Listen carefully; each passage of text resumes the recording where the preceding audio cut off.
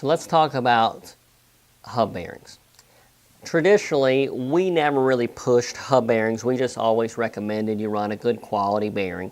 And that's because doing our basic revolution spin testing, we just couldn't see that big a difference in bearings.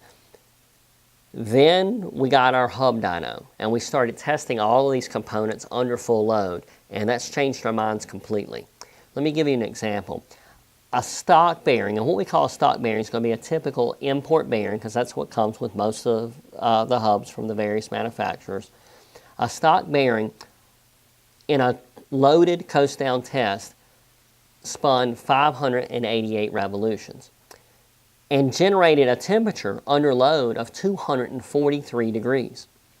Now we did the same exact test with a good quality bearing, like a Timken bearing. That same identical test with the Timken bearing increased the revolutions to 1120 and dropped the operating temperature down to 161 degrees. So from 240 degrees to 161. Then we tested, same identical test, with our DRP rim finish bearings. Now what these bearings are, we take a good quality bearing like a Timken, and we use almost all Timken stuff, and we put them through our proprietary process here. These bearings, same test, increased the revolutions all the way up to 1,571 revolutions and dropped the operating temperature down to 128 degrees. Now in operating temperature, so that's going to be a temperature under load, is a great indication of friction. The less temperature, the less friction.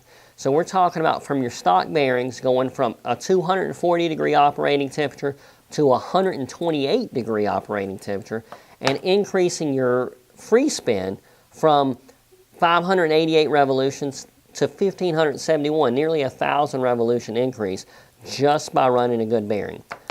Again, most all these bearings are a Timken bearing that we start with. We do have some import options for some of the higher cost stuff to save some money, but all these are available for most applications.